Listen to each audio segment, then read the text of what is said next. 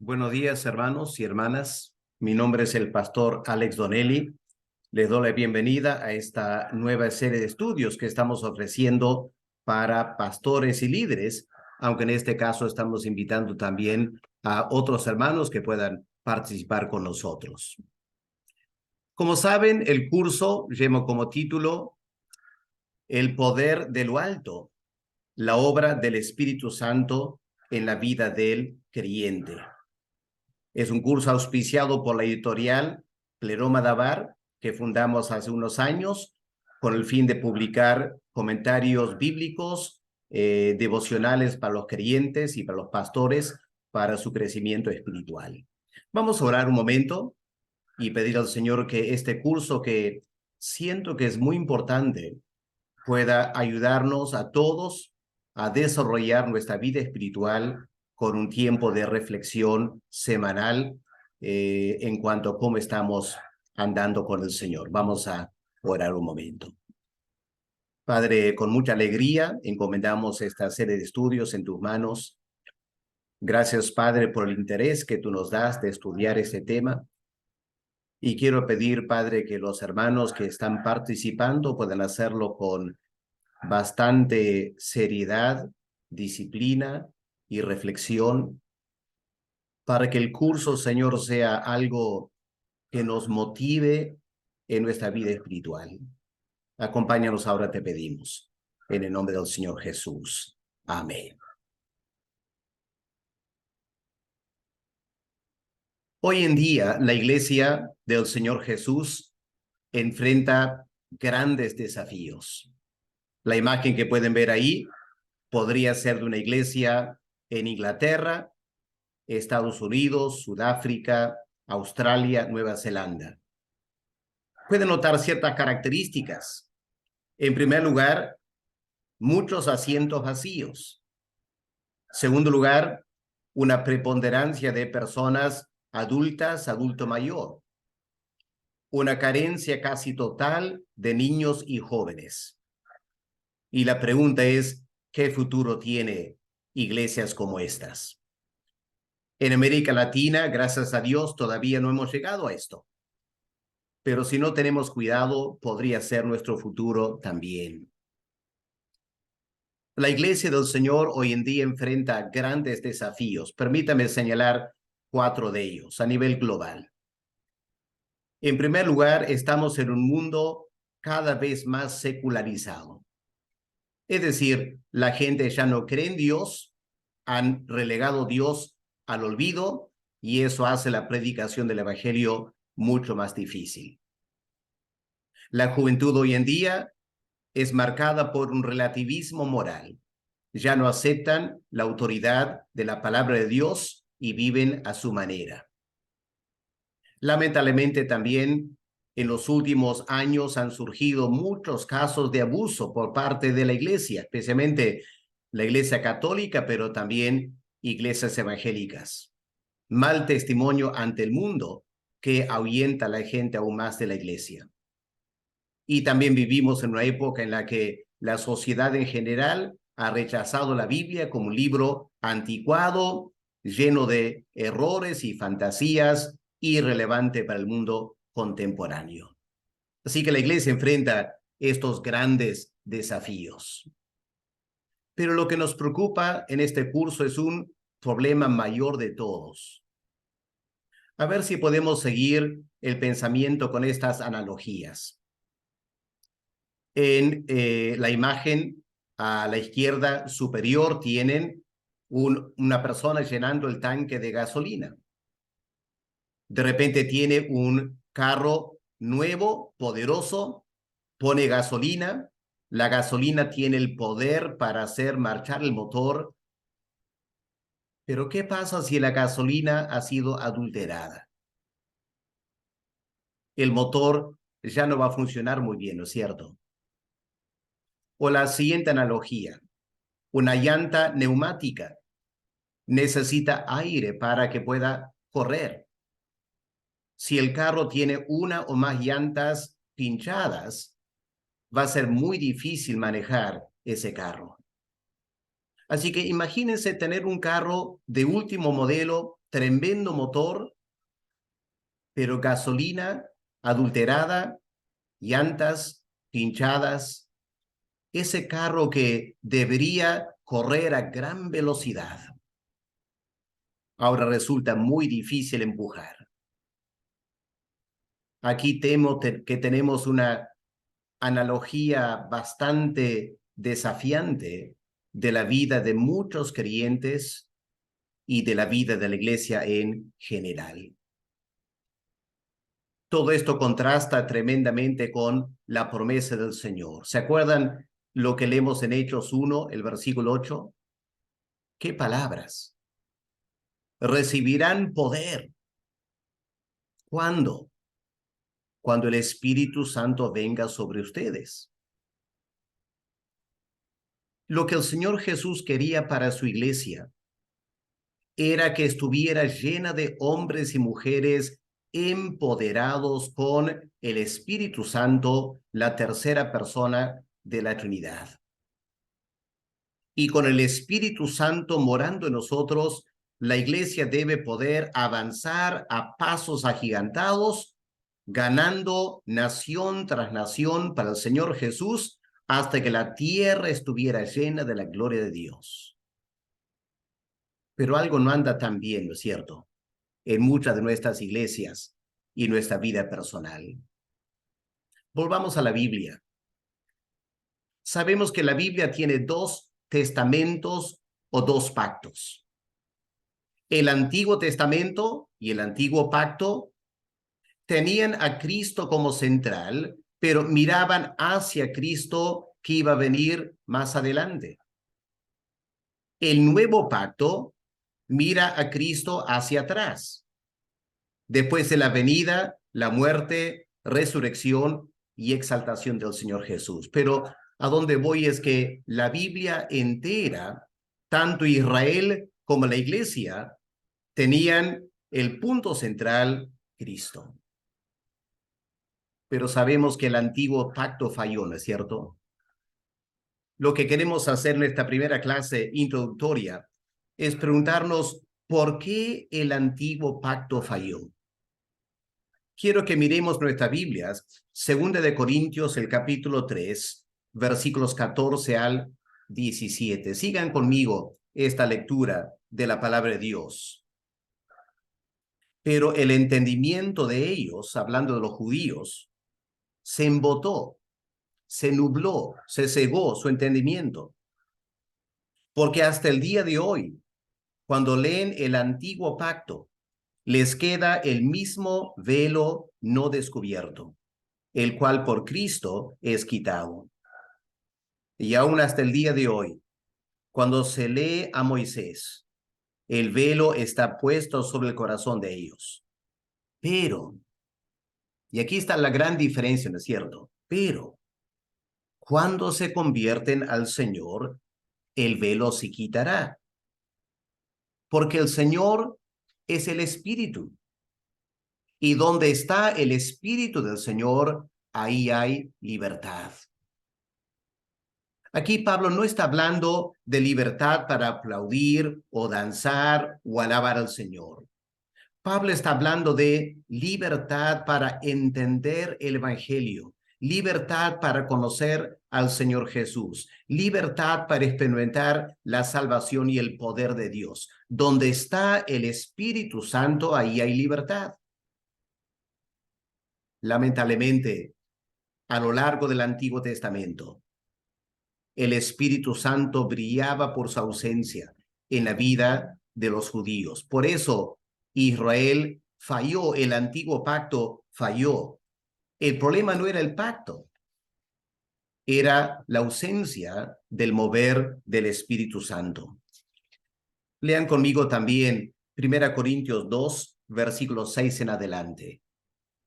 Aquí tenemos un pasaje dramático porque está explicando por qué los judíos cometieron la peor apostasía de todas, matando al propio Mesías, al eterno Hijo de Dios.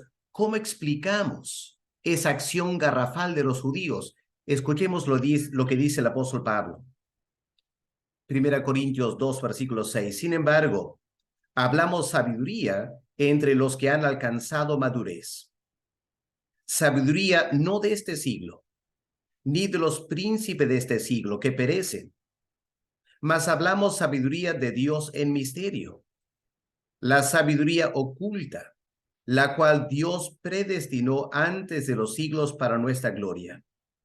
Y aquí está lo triste. Aquí está el resumen de por qué el antiguo pacto falló. La que ninguno de los príncipes de este siglo conoció. No conocieron esta sabiduría de Dios, porque si la hubieran conocido, nunca habrían crucificado al Señor de gloria. El Señor Jesús, el Señor de gloria. ¿Cómo es posible que seres humanos lo crucificaran?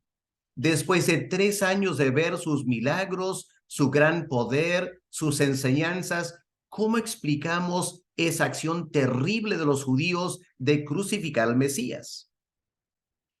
Es que no tenían el Espíritu Santo. Versículo 9. Antes bien, como está escrito, cosas que ojo no vio, ni oído oyó, ni han subido en corazón del hombre, son las que Dios ha preparado para los que le aman. Pero Dios nos las reveló a nosotros por el Espíritu, porque el Espíritu todo lo escudriña, aún lo profundo de Dios. Hace 2000 años, Dios envió a su Hijo a este mundo. El cumplimiento de las profecías del Antiguo Testamento. En un sentido, era el punto culminante del Antiguo Pacto. Y a los suyos vino y los suyos no le recibieron. ¿Por qué no? Por la ausencia del obrar del Espíritu Santo en ellos. Por eso el Antiguo Pacto falló. Ahora estamos en un nuevo pacto, ¿no es cierto? Somos creyentes, miembros de la iglesia del Señor Jesús. Y quiero que noten lo que dice el autor de Hebreos, en Hebreos 8, el versículo 6, una característica de este nuevo pacto. ¿Qué leemos aquí? Pero ahora, tanto mejor ministerio es el suyo, hablando de Cristo como mediador, cuanto es mediador de un mejor pacto. ¿Por qué es un mejor pacto? Establecido sobre mejores promesas.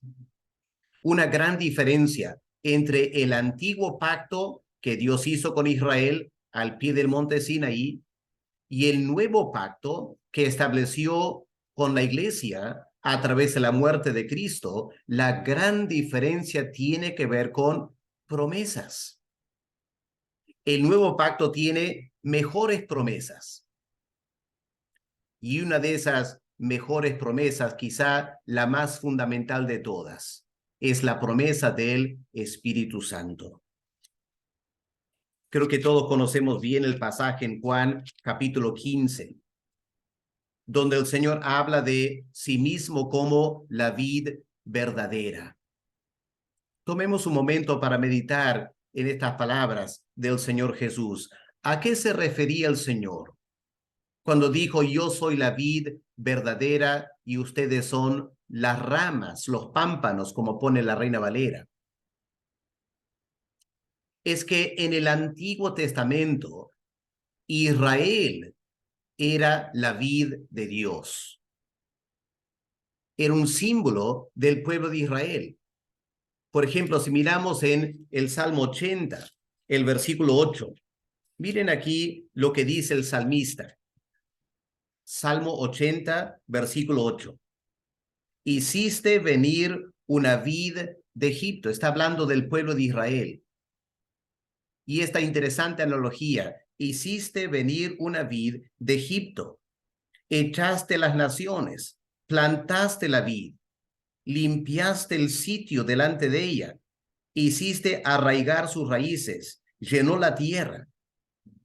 El plan de Dios, ¿no es cierto?, era dar a Israel la tierra prometida, bendecir a su pueblo con esas bendiciones de las que leemos en Deuteronomio, en tal manera que Israel sea una nación poderosa y que atraiga a las naciones a conocer al Dios de Israel. Eso fue el plan de Dios. Pero como sabemos, por ejemplo, de ese canto en Isaías, el capítulo 5, el plan de Dios para Israel como vid falló. Miren Isaías 5, versículo 7. Ciertamente la viña de Jehová de los ejércitos es la casa de Israel. Los hombres de Judá, planta deliciosa suya.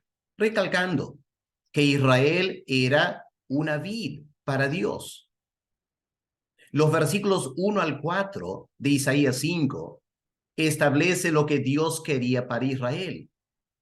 Dios había preparado todo, la tierra, el lugar, la protección, el agua, para que esta nación de Israel produciera tremendo fruto para la gloria de Dios.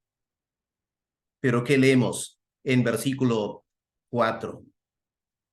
¿Qué más se podía hacer a mi viña que yo no haya hecho en ella? Y nota la tristeza en las palabras de Dios. ¿Cómo esperando yo que diese uvas? Uvas buenas. Ha dado uvas silvestres. La nación de Israel nunca llegó a producir el fruto espiritual que Dios quería, no porque Dios no hizo suficiente, sino por la falta del mover del Espíritu Santo en Israel. Y por eso en Juan 15, el Señor en el aposento alto hace esta tremenda afirmación, un contraste con el Antiguo Testamento, a la luz del nuevo pacto del que ya había hablado. Él dijo, yo soy la vid verdadera. Lo que Israel nunca llegó a hacer, dice el Señor, yo voy a hacer. Pero lo interesante de Juan 15 es que el Señor dice, es una vid que tiene ramas. Y si miramos esta imagen, sabemos que lo que produce las uvas no es el tronco, sino las ramas. El Señor Jesús es el tronco de la vid.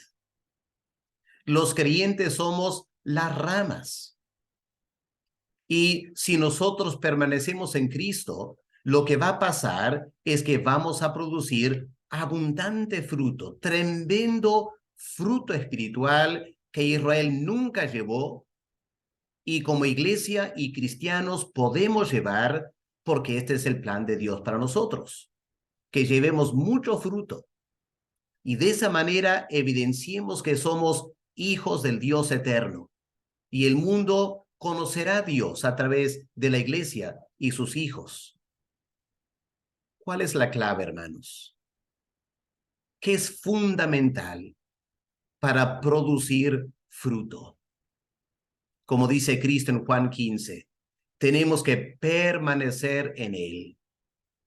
La rama que en mí permanece, que dice Cristo, llevará fruto.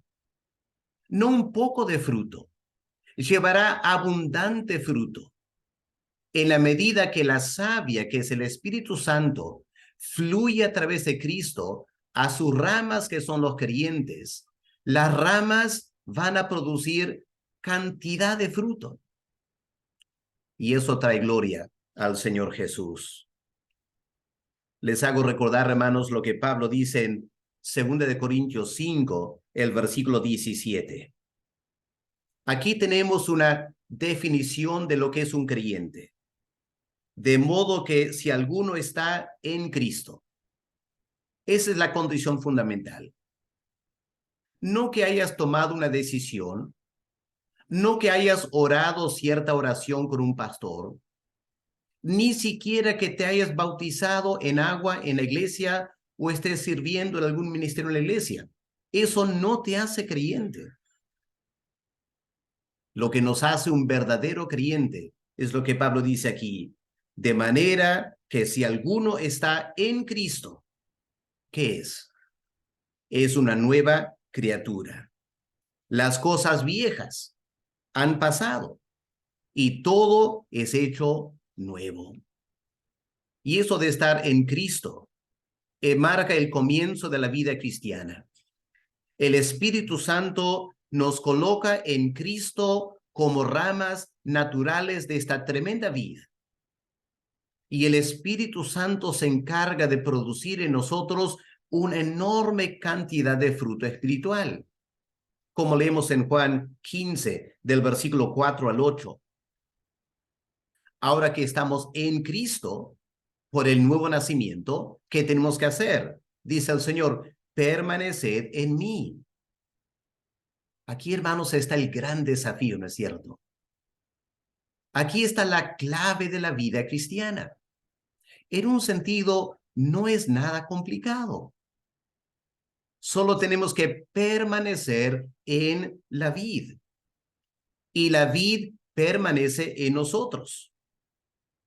Como la rama no puede llevar fruto por sí misma si no permanece en el tronco, así tampoco dice el Señor, ustedes no van a poder producir fruto espiritual si no permanecen en mí. No depende de su esfuerzo, no depende de su formación o preparación. Podemos ir a un seminario, estudiar Biblia, teología, graduarnos con excelentes notas y no llevar fruto espiritual. La clave es permanecer en Cristo. Yo soy la vid, ustedes son las ramas. El que permanece en mí y yo en él, éste lleva mucho fruto. Y aquí, hermanos, queremos desafiarnos. ¿Cómo está nuestra vida espiritual? Seamos honestos delante del Señor. Miremos estas imágenes. Somos ramas de la vid del Señor Jesús.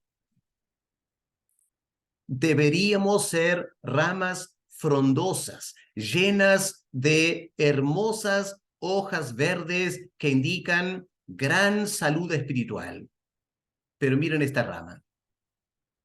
Algunas hojas verdes, muchas hojas secas. Y está hablando de nuestras vidas, ¿no es cierto? ¿Cuántos elementos negativos en nuestro carácter, nuestra personalidad? Debiendo ser cada día más semejantes a Cristo, hay tantas áreas de nuestras vidas que fallamos al Señor.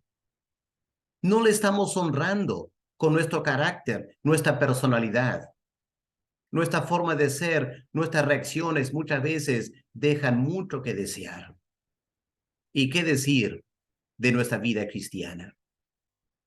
O la otra imagen, un racimo de uvas.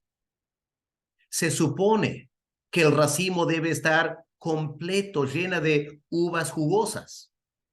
Pero ¿cómo está el racimo?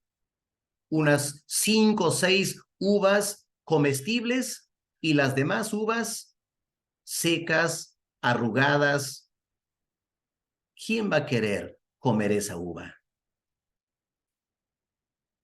Y hermanos, muchos de nosotros somos pastores, somos líderes. Pero examinemos en esta oportunidad nuestra vida personal con mucha seriedad y mucha honestidad. ¿Cómo estamos delante de Dios? ¿Cómo estamos llevando nuestra vida, nuestro ministerio? Quizá estamos trabajando con jóvenes. Muchos de ustedes son líderes de jóvenes. ¿Cómo podemos impactar la juventud si nuestras vidas, mi carácter, deja tanto que desear? A veces mi falta de responsabilidad.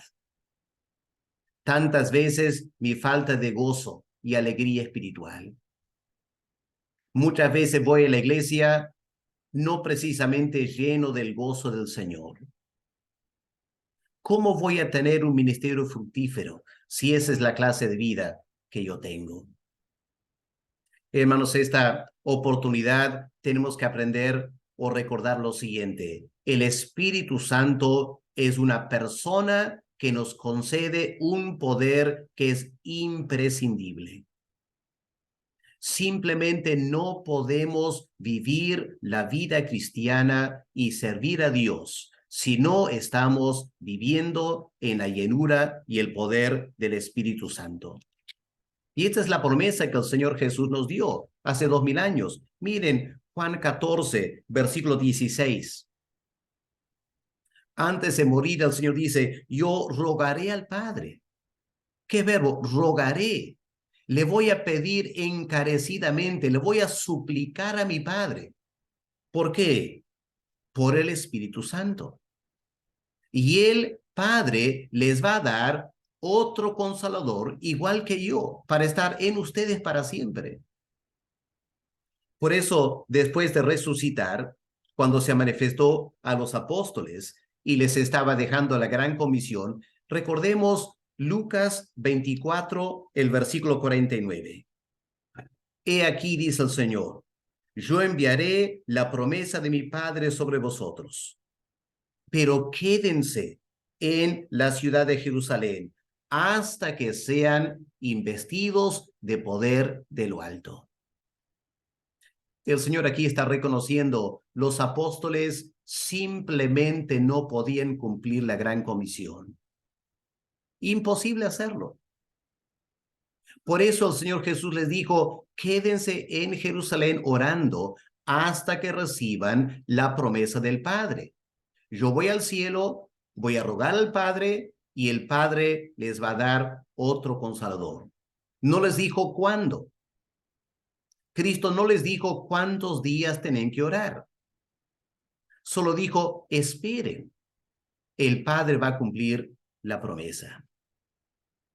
Y hermanos queridos, nosotros también, como creyentes, tenemos que tomar este desafío de aprender a orar y esperar hasta ser llenos del poder de lo alto. Permítame leer esta cita de John Stott, escribiendo de la iglesia en Inglaterra hace muchos años ahora, por el año 1970. Y piensen en nuestra iglesia en la cual estamos sirviendo. John Stott dice, nos avergonzamos por la mundanalidad de la iglesia. Nos inquieta profundamente su debilidad. Es evidente que la iglesia ejerce muy poca influencia sobre el país. Piensa en tu iglesia. ¿Tu iglesia tiene un impacto grande en tu ciudad?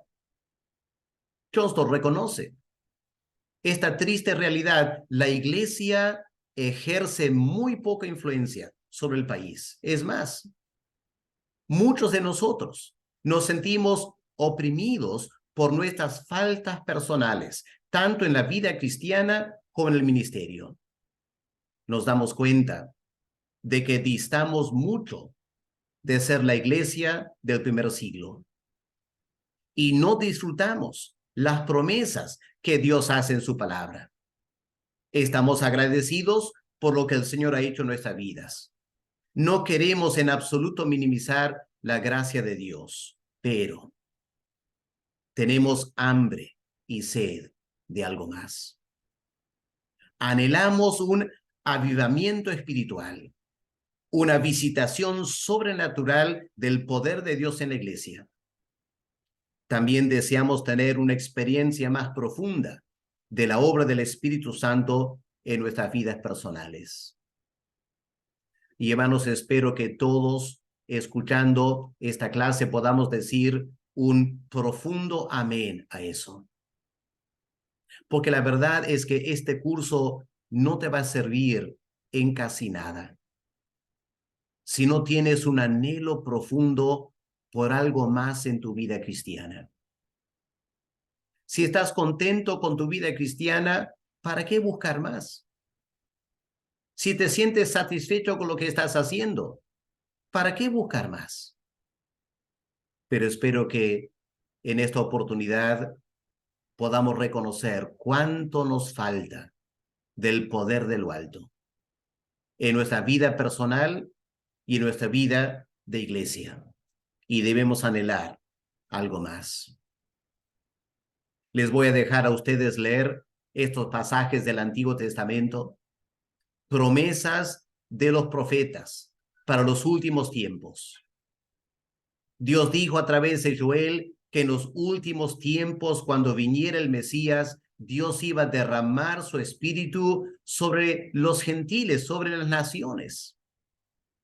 Iba a haber un derramamiento de poder de lo alto para que esa tierra seca y árida florezca y corran ríos de agua viva. Este es el plan de Dios para las naciones. No que se hagan religiosos, sino que tengan un poder sobrenatural en sus vidas para poder honrar a Dios aquí en la tierra. Y si somos honestos y leemos los primeros capítulos de los Hechos, ahí tenemos el modelo de lo que la iglesia y la vida cristiana deben ser. Cuando como creyentes permanecemos en la vid y el poder del Espíritu Santo fluye a través de nosotros, hay predicación poderosa de la palabra de Dios. Hay miles de personas quebrantadas por su pecado, convirtiéndose, siendo transformados por el poder de Dios. Ahora, miles de personas alegremente reuniéndose, no llegando tarde a los cultos, no llegando medio tristes, apagados, cantados en forma desganada. No, los primeros capítulos de los Hechos hablan de miles de creyentes llenos del poder del Espíritu Santo, Dios haciendo grandes cosas entre ellos, y la ciudad de Jerusalén quedó impactada viendo la gracia de Dios en esta iglesia. Eso es lo que Dios quiere hacer. Es lo que tu congregación puede ser si tan solo experimentáramos el poder de lo alto. Pueden leer estos relatos. Les animo a que lo hagan, a solas con el Señor. Y pregúntate, Señor, ¿por qué en mi iglesia no vemos esto? ¿Por qué en mi vida yo no siento estas cosas? ¿Dónde está el poder de lo alto? ¿Dónde está el fluir del Espíritu Santo en mi vida, en la iglesia? Hermanos queridos, este es el gran desafío para la iglesia. La única forma que vamos a impactar al mundo del siglo XXI es si empezamos a contar con el poder del Espíritu Santo en nosotros. Ahora viene una pregunta inquietante e incómoda. ¿Por qué no experimentamos estas cosas en nuestras vidas? Pregúntate. Analiza tu vida y tu iglesia. ¿Por qué no estamos experimentando estas cosas? Ahora, se puede contestar esa pregunta en dos maneras, ambas equivocadas y ambas yendo extremos no bíblicos. Hay un sector de la iglesia que frente a este desafío dicen, bueno, pastor, yo creo que lo que yo estoy viviendo, lo que mi iglesia vive, eso es lo normal. Eso es la vida normal de la iglesia cristiana. En los hechos, claro, fue algo espectacular, pero eso no es lo que Dios quiere para la iglesia. Lo que estamos viviendo ahora es lo normal. Así que yo estoy contento con lo que tengo. Qué triste eso. Francamente, qué triste eso. Deshonra al Señor Jesús y nos debilita en este mundo. El otro extremo es cuando personas toman este desafío en serio, pero empiezan a buscar experiencias dramáticas, exageradas, caídas en el espíritu, la risa santa y toda clase de exageración. Francamente, eso tampoco ayuda, porque nos desvía del marco bíblico. Empezamos a hacer cosas y creer cosas que no son bíblicas. Y al final tampoco contamos con el poder del Espíritu Santo en nuestras vidas y tampoco impactamos al mundo. Quiero plantear un mejor camino, hermanos. ¿Qué dice la Biblia? Esta es la pregunta, ¿no es cierto? ¿Qué dice la Biblia acerca de la obra del Espíritu Santo en el creyente? Noten eso, en el creyente. ¿Cómo quiere obrar? cómo debe estar obrando el Espíritu Santo en nuestras vidas. Ahora, permítame unos puntos iniciales para aclarar el panorama. En primer lugar, que quede claro, todo creyente tiene el Espíritu Santo. Es imposible ser un hijo de Dios y no tener el Espíritu Santo. El apóstol Pablo lo afirma en Romanos 8 y el versículo 9, donde Pablo dice lo siguiente: mas vosotros no vivís según la carne, sino según el Espíritu. Si es que el Espíritu de Dios muere en vosotros. Y noten esto: y si alguno no tiene el Espíritu de Cristo, no es de él. No es un creyente. Así que quede claro, todo verdadero creyente tiene el Espíritu Santo. Ahora, escuchen bien, todo verdadero creyente. No estoy hablando de toda persona que, entre comillas, tomó una decisión. No estoy hablando de toda persona que ha hecho una oración con un evangelista. No estoy hablando de toda persona bautizada en nuestra iglesia. Lamentablemente, algunos de ellos no son creyentes. Un verdadero creyente es una persona que tiene el Espíritu Santo. ¿Cuándo lo recibe? En el momento del nuevo nacimiento. El Señor Jesús, hablando a Nicodemo, dijo: tienes que nacer de nuevo, tienes que nacer del Espíritu Santo. Y el momento que el Espíritu Santo nos regenera, Él nos concede una nueva naturaleza, y a partir del momento de esa concepción espiritual, venimos a ser templos del Espíritu Santo, como Pablo dice en 1 Corintios 6:19. Todo creyente es templo del Espíritu Santo. Pero lo que quiero recalcar en esta primera clase, hermanos, hay algo más que nos falta experimentar, mucho más. ¿Pueden ver estas cataratas? La cantidad de agua que está cayendo sobre estas cataratas día tras día en forma imparable. No está goteando. Enorme cantidad de agua. Demasiados de nosotros tenemos el Espíritu Santo por goteo. Gotea, gotea, gotea. Gracias a Dios por esas gotas, porque en alguna manera mantiene nuestra vida espiritual. No morimos espiritualmente. Gota tras gota del Espíritu Santo mantiene la vida espiritual, pero hay un derramamiento de poder de lo alto que nos falta a casi todos experimentar. Escuchen lo que el apóstol Pablo dice a los Efesios en capítulo 1, versículo 15. El apóstol Pablo escribe: por esta causa también yo, habiendo oído de vuestra fe en el Señor Jesús. Eran creyentes. Pablo sabe que son creyentes. Son personas que creen en el Señor Jesús. Es más, habiendo oído de vuestro amor para con todos los santos. Claramente son creyentes. ¿Qué dice el apóstol Pablo? No ceso de dar gracia por vosotros, por lo que el Espíritu Santo ya ha hecho en ustedes, pero luego Pablo ora para que el Dios de nuestro Señor Jesucristo, el Padre de gloria, os dé, y aquí está, os dé un espíritu de sabiduría y de revelación en el conocimiento de Él, alumbrando los ojos de vuestro entendimiento para que sepáis cuál es la esperanza a que los ha llamado, cuáles las riquezas de la gloria de su herencia en los santos, cuál es la supereminente grandeza de su poder para con nosotros. Hermanos, ¿tenemos esto? ¿Tenemos esta creciente iluminación espiritual? ¿Estamos día tras día maravillados con el poder de Dios obrando en nosotros? ¿O nos suena extraño todo eso?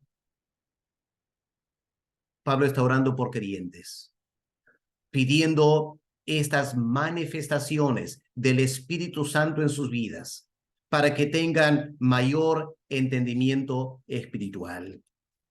Y si volteamos la página al capítulo 3, versículo 14, la segunda oración de Pablo por los creyentes en Éfeso. Pablo dice, versículo 14, por esta causa doblo mis rodillas ante el Padre nuestro Señor Jesucristo. ¿Para qué? Versículo 16, para que os dé conforme a la riqueza de su gloria el ser fortalecidos con poder en el hombre interior por su espíritu. Está hablando a creyentes, pero creyentes que necesitan el poder del Espíritu Santo en sus vidas. ¿Para qué?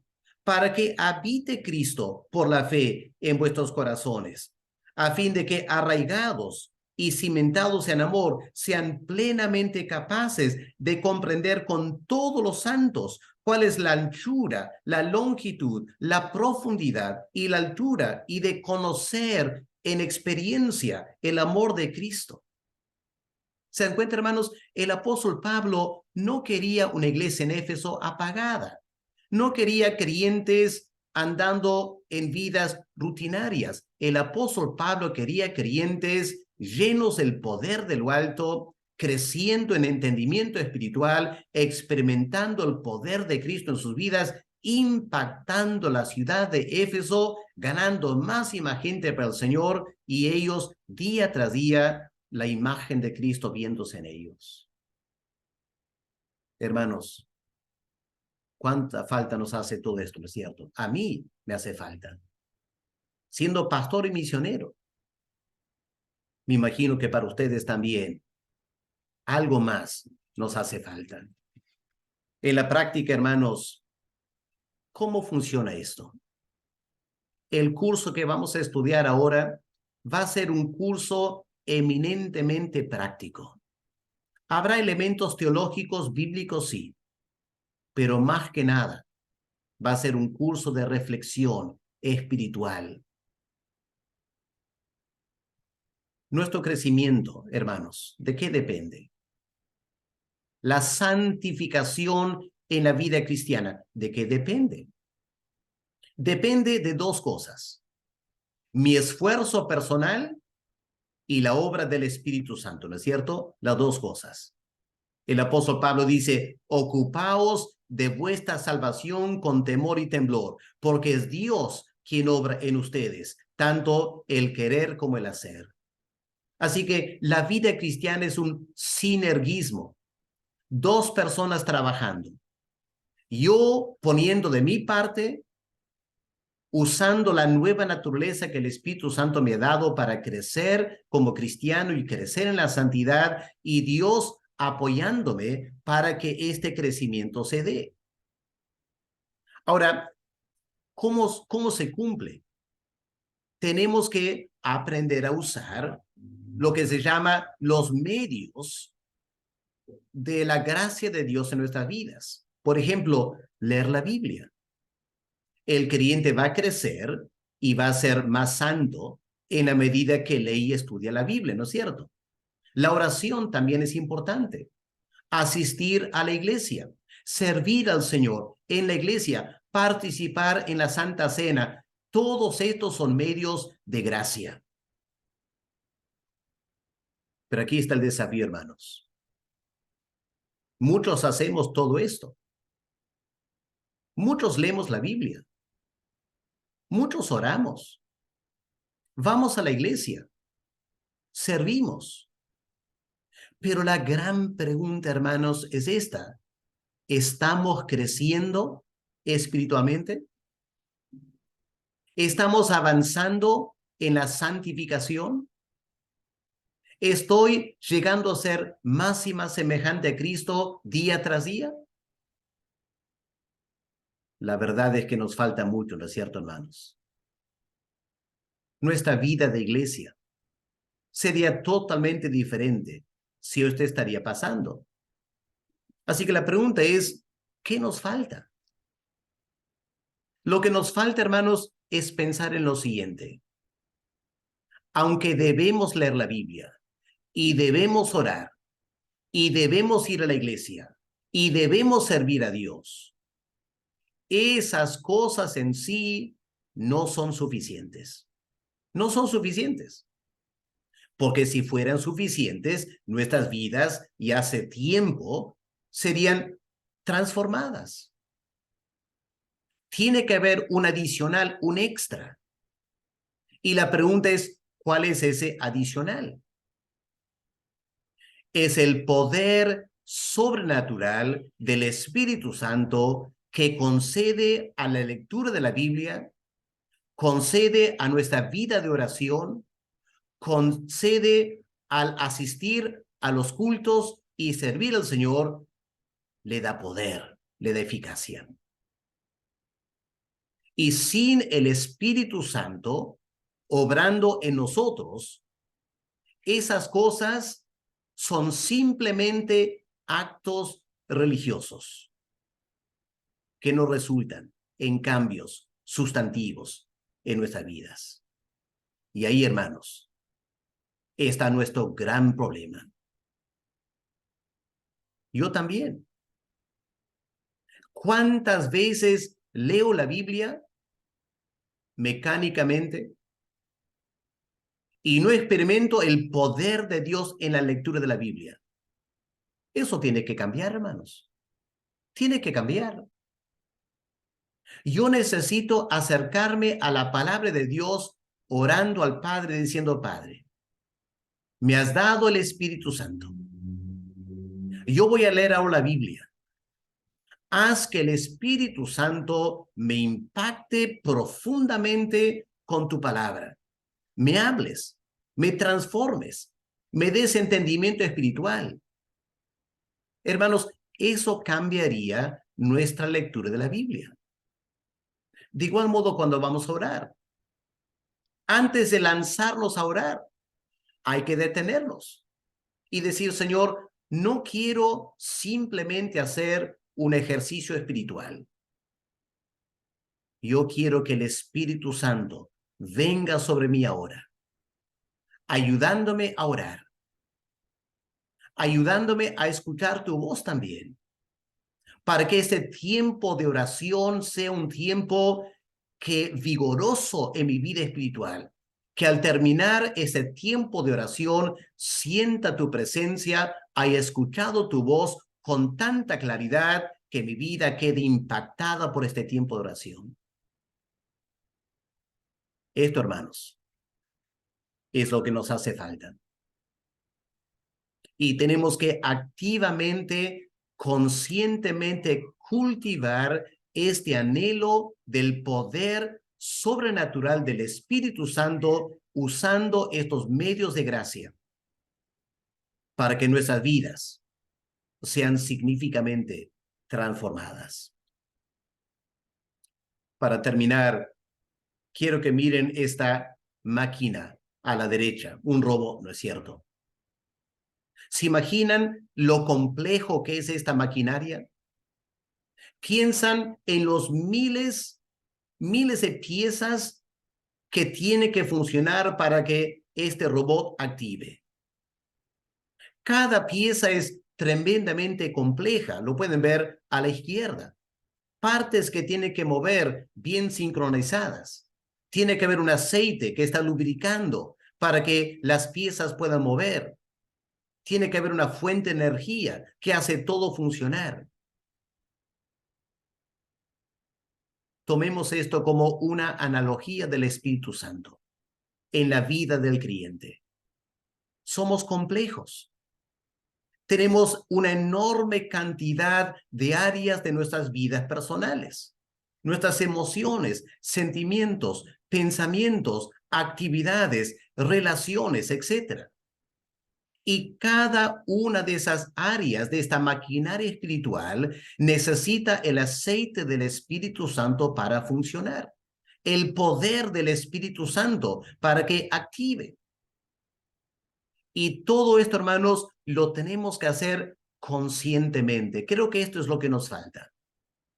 No estamos conscientemente buscando que el Espíritu Santo obre en mi maquinaria espiritual para producir ese poder transformador que Dios quiere para nosotros.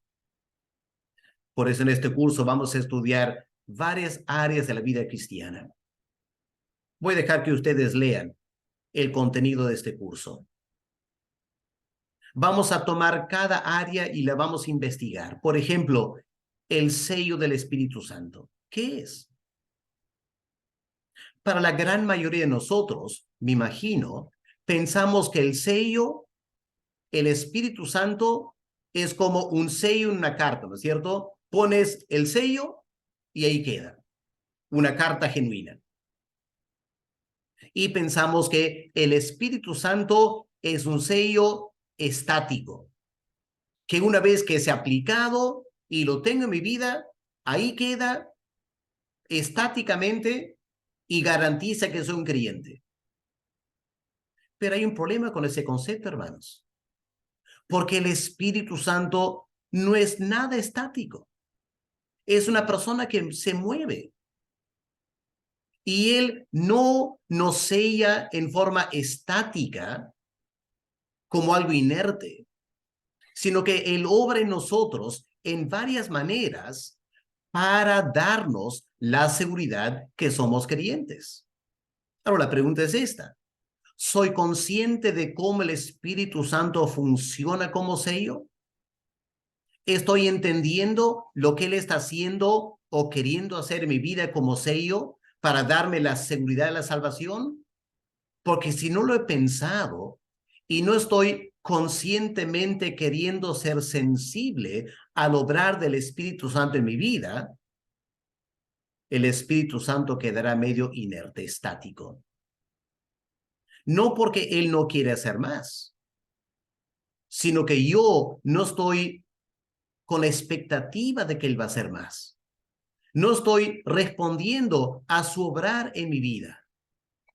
Por eso no crezco como debo crecer y por eso no tengo el poder que debo tener. Así que yo les invito, hermanos, que durante estas clases por delante estemos en mucha oración. Nuestra vida y nuestro testimonio depende de que Dios nos hable poderosamente en este curso.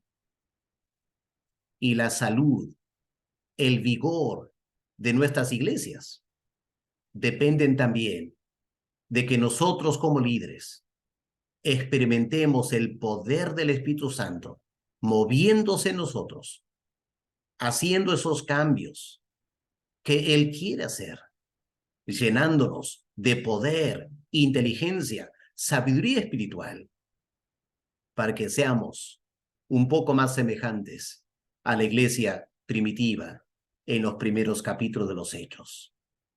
Oremos. Padre amado, tu palabra nos deja un gran desafío. Como el apóstol Pablo preguntó a los discípulos de Juan en Éfeso, ¿ustedes recibieron el Espíritu Santo cuando creyeron? Ellos ni siquiera habían escuchado que había Espíritu Santo. Padre, si somos tus hijos en esta oportunidad, tenemos el Espíritu Santo. Pero en muchos de nosotros, el Espíritu Santo está medio olvidado, medio inactivo, relegado al olvido, y estamos queriendo vivir la vida cristiana con nuestras fuerzas. Y el resultado, Padre, es que no hay poder, no hay triunfo, no hay victoria, no hay avance. Enséñanos algo más de lo que el Espíritu Santo debe y quiere hacer a nosotros, para que tengamos ese poder de lo alto y podamos servirte para tu gloria y para tu honra. En el nombre del Señor Jesús te lo pedimos. Amén. Así que, hermanos, así terminamos la primera clase para esta semana. Les voy a enviar el material en Word, que es más completo, lo pueden leer en sus hogares. Cualquier pregunta que puedan tener, escríbanme por WhatsApp a más tardar para el viernes o sábado para que pueda contestar en otro video las preguntas que puedan tener. Aquí, hermanos, lo más importante es que todos seamos honestos delante del Señor y busquemos una nueva manifestación del Espíritu Santo en nosotros, para nuestro bien y para el bien de la iglesia donde estamos trabajando. Que Dios le bendiga. Hasta la semana que viene.